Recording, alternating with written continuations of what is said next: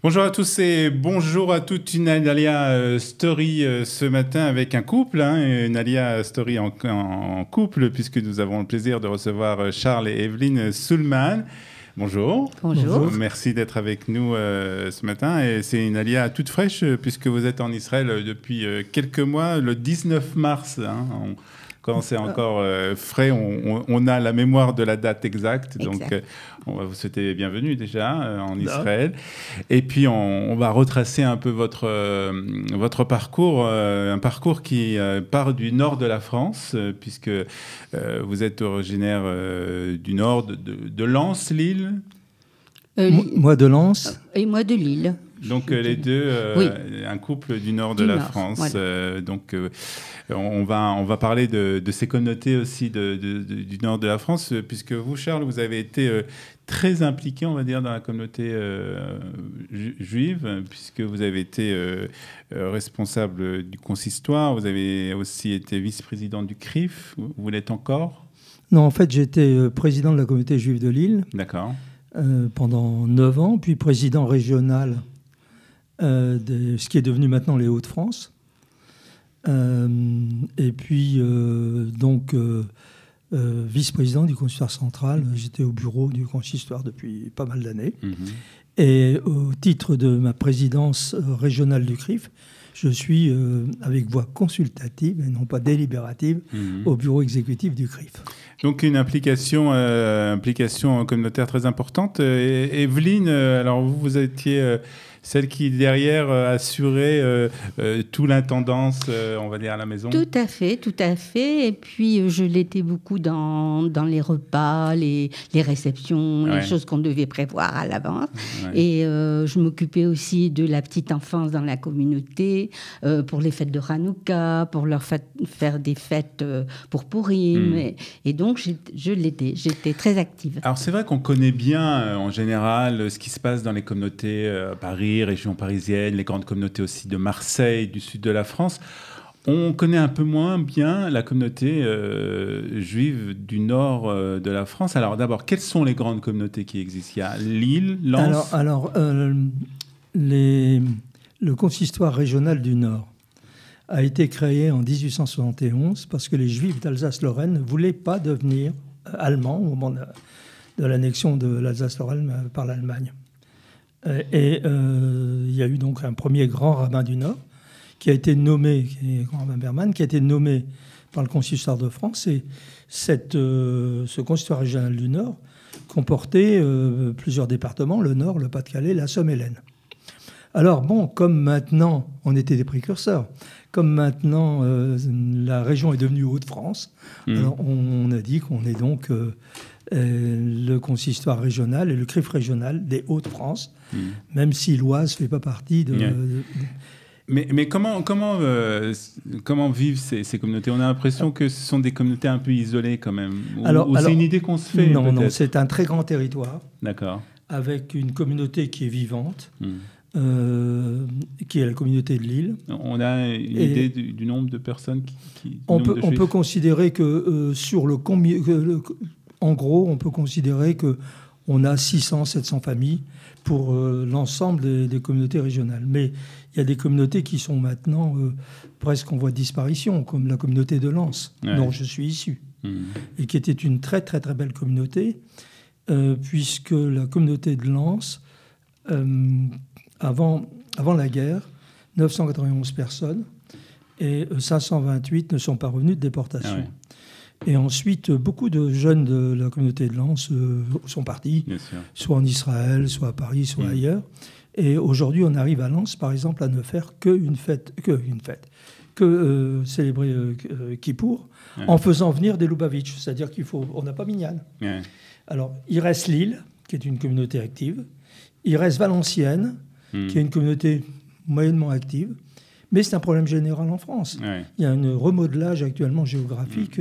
Alors on va reparler, puisque vous connaissez bien, puisque vous avez été beaucoup impliqué dans ça. Je voudrais te poser la question à Evelyne, puisque je suppose que vous avez des enfants. Et que comment alors on éduque les enfants dans ces communautés en essayant justement de garder les racines juives proches de la tradition?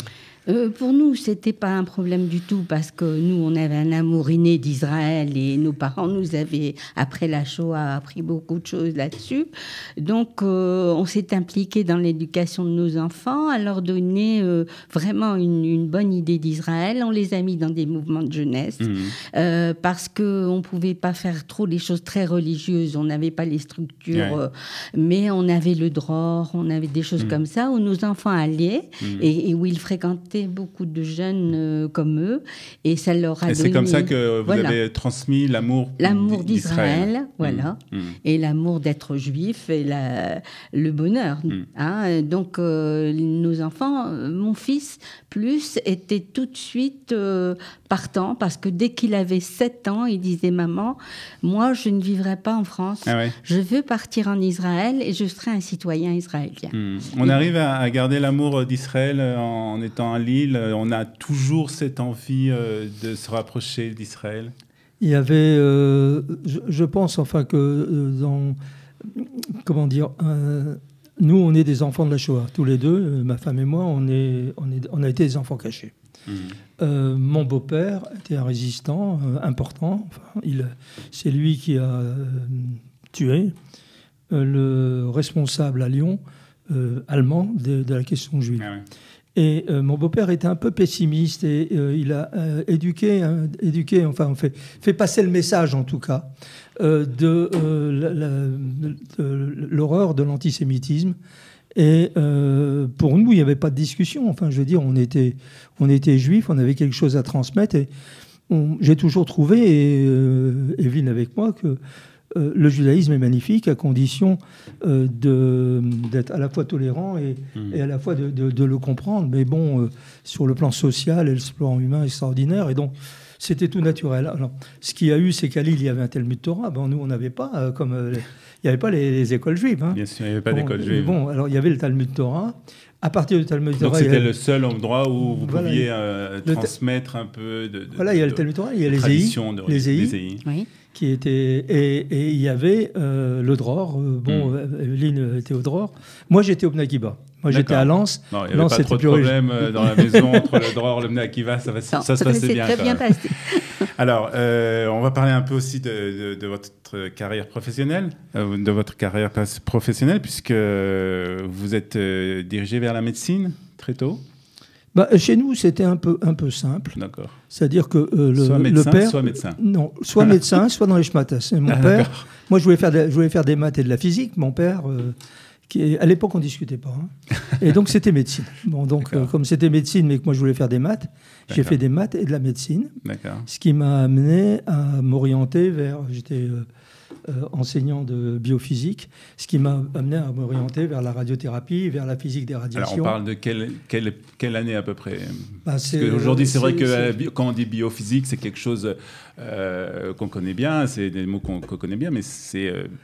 À l'époque, on n'était pas très... Enfin, des gens comme moi étaient recherchés. Des gens comme moi étaient recherchés parce que c'est vrai que les gens qui faisaient de la médecine à l'époque, c'était plutôt des littéraires. Enfin, ils étaient un peu matheux, mais surtout des littéraires. Donc, des médecins matheux, il n'y en avait pas beaucoup. Et donc, ça m'a orienté vers... l'enseignement de la biophysique, surtout de la physique des radiations. Et puis, parallèlement, j'ai fait mon diplôme de radiologue. Alors, à l'époque, c'était radiologue et cancérologue, c'était ensemble. Là. C'était ensemble? C'était ensemble. C'était radiologie, radiothérapie. Ouais. Et la cancérologie n'existait pas. Parce qu'il n'y avait pas de produit, on n'avait pas de chimiothérapie. Et puis en même temps, j'ai fait le diplôme de Saclay, c'est-à-dire que je suis devenu médecin de médecine nucléaire. Et j'ai exercé les deux spécialités.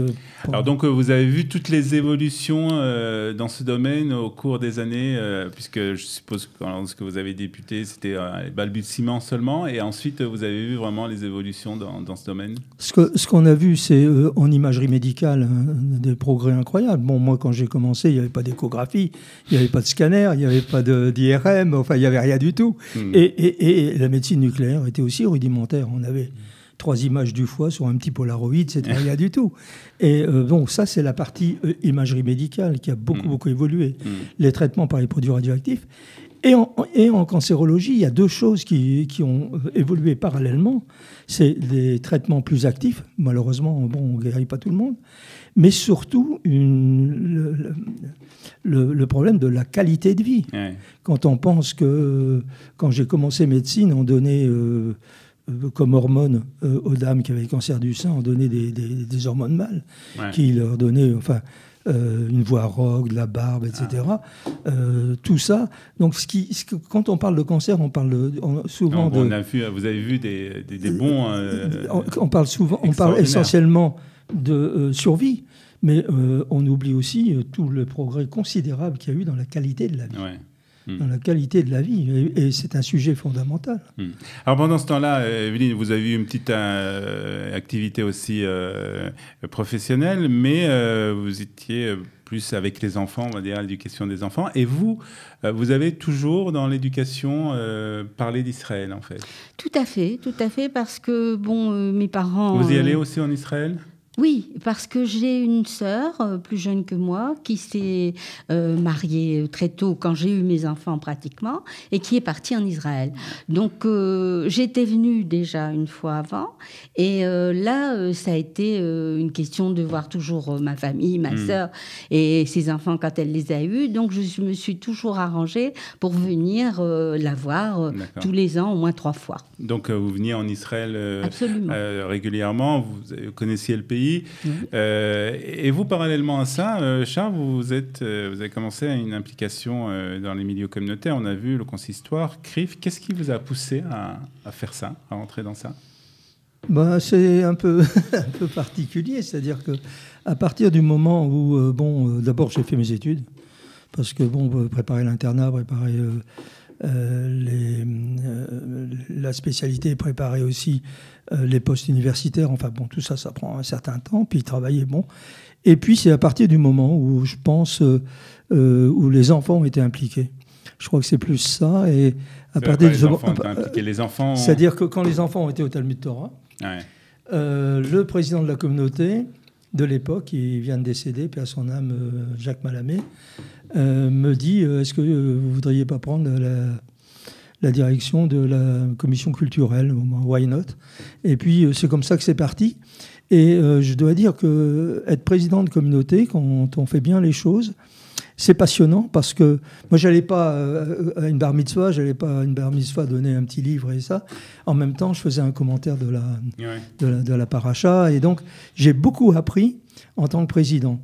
Et c'est en dehors du fait qu'un président de communauté, c'est quelqu'un qui, en même temps, a à voir avec tous les problèmes personnels des gens. Et comme moi, je suis dans le social, par la médecine, j'ai été aumônier des prisons. J'ai été le premier aumônier, je pense, des prisons non rabbins. C'est-à-dire que vous vous occupiez des prisonniers juifs Des prisonniers juifs dans la région du Nord. Dans la région du Nord. D'accord. C'est moi. J'étais le premier, après le rabbin a pris le relais. Mais au départ, Et donc, comme j'étais fort impliqué dans le social, et puis, encore une fois, je pense que être responsable dans une communauté, c'est d'abord être en contact avec les autres. Un jour, ma fille, à l'école, on lui dit, comment dire, qu'il y a des classes. Bien sûr. Alors, il y a les riches et les pauvres. Alors, ma fille, elle devait être en 6e, donc toute jeune, à 10 ans. Elle dit oui, mais chez nous, il n'y a pas de classe. On ne fait pas de différence. Il n'y a pas de classe. Alors, on lui dit, attendez, chez les Juifs, il y a aussi des riches et des pauvres. Elle dit oui, mais mon père, à la synagogue, il parle avec tout le monde. Et je pense que c'est ça l'histoire. Une éducation très ouverte. Alors comment, Evelyne, on arrive à la décision de partir en Israël? On a vu une carrière professionnelle chargée pour votre mari, une vie impliquée pour vous deux dans la communauté. Comment on arrive à décider de partir en Israël? Je pense que le climat actuel en France... climat social, l'ambiance. L'ambiance, l'avenir un peu pessimiste qu'on pourrait avoir sur ce qu'on a vécu et sur ce qui se passe maintenant, nous donne d'abord, il y avait cette envie de venir pour être plus présent auprès de notre fils déjà en deuxième partie de notre vie, puisque la première partie, on était venu dans des petits séjours, mais qu'on n'avait pas pu rester longtemps avec eux et avec mes petits-fils. Et cette chose nous a vraiment propulsés dans cette idée, plus, je vous dis, cette ambiance. Et on s'est dit, bon, ben, Israël, c'est notre pays, on va faire maintenant une deuxième partie en s'impliquant en Israël. Alors, c'est pas trop difficile de venir en Israël. Je suppose que vous aviez plus de 60 ans quand vous êtes arrivé. On est arrivé à 60... non, on vient en Israël depuis 68. Donc, depuis 42, on est né en 42, depuis 26 ans, depuis l'âge de 26 ans, donc ça fait 50 ans. S'installer en Israël après avoir vécu toute sa vie dans le nord de la France, venir en Israël, d'abord il y a un changement de climat qui doit faire quelque chose, non, où on s'habitue rapidement. On n'a vraiment pas trop de soucis. Bon, on a Masgan, bien sûr, mais même on ne le met pas tellement. Le climat ne nous pose pas de questions.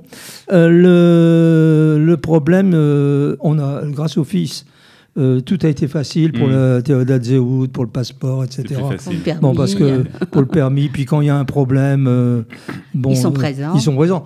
On s'est retrouvés un jour dehors de chez nous parce que on n'arrivait plus à ouvrir la serrure. Ouais. Avec mon hébreu très rudimentaire, je sais pas où il y a un serrurier. Ouais. Donc j'appelle le fils, il me dit attends, 20 minutes après il me rappelle, il me dit écoute, dans un quart d'heure il y a un monsieur qui viendra, c'est tel prix, c'est de l'achat. Bon, ça c'est un avantage, quoi. Bien sûr. Bon, maintenant on n'a pas le problème du travail à rechercher non plus. Et le problème de la langue, est-ce que vous avez essayé quand même d'apprendre un peu l'hébreu? Est-ce que vous avez déjà essayé peut-être avant dans le nord de la France? Bon, d'abord, je connais les prières, donc je sais lire, je sais écrire. J'ai déjà essayé maintes fois. Mon hébreu est très rudimentaire. Quand je commence à parler, ils pensent que je parle bien, que je parle l'hébreu. Ils me répondent, je comprends même pas rien. Donc je suis à l'Ulpan depuis maintenant 15 jours, 3 semaines, et c'est drôle à la vitesse à laquelle on avance. Ah oui. On a moins peur, par exemple, de lire ce qui est écrit pour essayer de le comprendre. Et puis c'est des phrases de 3-4 mots, mais j'arrive globalement la base. À me faire comprendre. Aussi. Alors moi j'en ai fait il y a 20 ans, mais j'ai tout oublié. Ouais. Et je pense que je vais reprendre un Ulpan en septembre, parce que bon, il faut quand même se débrouiller dans la vie de tous les jours et que c'est important. D'accord. Alors, vous êtes donc en Israël depuis le mois de mars cette année, donc quelques mois en Israël. Est-ce que ça vous manque pas la vie communautaire de Paris, du nord de la France? Je pense qu'on a fait notre temps, quoi. Je veux dire, on a bon. Cela étant, je suis incapable de rester sans rien faire. Ouais. Donc actuellement, on est en train de faire un gros travail sur la Brit Mila, parce que je pense qu'en France il y a une menace. Vous pensez qu'il y a une véritable menace pour la Brit Mila? Il y a eu peut-être en Europe plus qu'en France. Alors il y a eu effectivement en Europe, puisque à un moment donné les Allemands il y a 4-5 ans avaient essayé de faire un procès qui avait dit que la Brit Mila était interdite. Ouais. Il y a une récurrence maintenant. Bon, en Slovénie, c'est interdit, mais enfin, c'est anecdotique, mais enfin, quand même, bon, je veux dire, c'est interdit quand même. Bon. Et puis, les pays de l'Europe du Nord sont, comment dire, certaines lois ils sont en train d'essayer de passer des lois. Et il y a aussi un autre problème, je ne sais pas si vous vous en occupez aussi, c'est tout ce qui concerne la shrita. L'abattage rituel. Alors, moi, je suis très concerné par la brite, mais pas par l'abattage. Bon, mais il y a Bruno Fuson, qui est le rabbin de Metz et qui est en même temps vétérinaire et qui est membre de l'Académie de vétérinaires qui s'occupe de ça de façon très sérieuse. Mais un jour ou l'autre, on cherche par tous les moyens, y compris éventuellement de faire un étiquetage sur lequel il serait écrit la bête a été tuée de telle façon, ce qui pour les antisémites ferait qu'on mangerait et qui mangerait plus ce type de bête, parce que nous il y a toute une série de bêtes qu'on ne mange pas, soit parce qu'elles sont pas cachères au départ, soit parce que ce sont des morceaux qu'on n'a pas le droit de manger, notamment autour du nerf sciatique. Donc il y a ça, puis il y a les examens. Et puis, il y a l'ambiance générale de la laïcité. C'est-à-dire que aujourd'hui, la laïcité est devenue une religion. Ouais. Donc, ça fait que pour beaucoup de juifs qui sont pratiquants, la situation n'est pas évidente, en tout cas pour l'avenir. Alors, en France, c'est vrai que le président de la République a envoyé un mot à Joël Mergui, le président du Consistoire, pour dire qu'il n'y a pas de problème sur la Brit Mila. Ouais. Mais la Brit Mila, si elle n'est pas encadrée, s'il y a un jour un pépin ou quoi, on aura des ennuis. Il faut être vigilant. Vous êtes rassurée aujourd'hui, Evelyne, de voir votre fils en Israël ? Oui, bon, évidemment, la situation n'est pas toujours simple, hein, mais de toute façon, j'ai 3 garçons, 3 petits-fils, dont 2, un a fait son service militaire dans la marine, l'autre est à Mada, et oui, j'ai toute confiance en eux et j'ai confiance en Israël. Oui, vous voulez préférer les voir ici tout de même que les voir à Lens ou à Lille. Tout à fait. Je ne vous ai pas posé la question si vous parlez tchi. Ah si, Duksheti que t'es veux.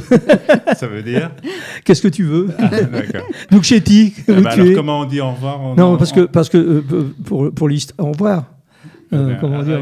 Finissez l'histoire. Au revoir. Non, parce que moi je suis j'étais à Noyelles-sous-Lens, dans un village où les Polonais étaient profondément antisémites, mais la langue maternelle chez nous c'était le yiddish. Oui. Donc vous parlez yiddish. Et moi, je parle yiddish, mais ça fait... Et après, vous avez parlé français, vous avez parlé aussi... Après le yiddish, il y avait le polonais, parce que autour de nous, tout le monde parlait polonais, donc je parlais polonais, que j'ai oublié d'ailleurs, je pense que c'est un problème psychologique. Et puis, il y avait le ch'ti. Et après, il y avait l'instituteur qui essayait de nous apprendre le français. Et puis, il y avait l'hébreu au Talmud Torah. Ouais. Donc, c'était un peu compliqué. C'est un peu, voilà. Alors, comment on dit au revoir en ch'ti? Je ne sais pas. Je ne me rappelle plus très bien. Alors, on va dire au revoir en français. En tout cas, merci beaucoup, Charles et Evelyne Soulman, d'être venus nous parler de votre expérience intéressante dans les communautés du nord de la France. Et on va vous souhaiter une bonne intégration, puisque vous êtes vraiment encore des jeunes Olim Hadashim. Merci beaucoup. Merci beaucoup, à bientôt. À bientôt.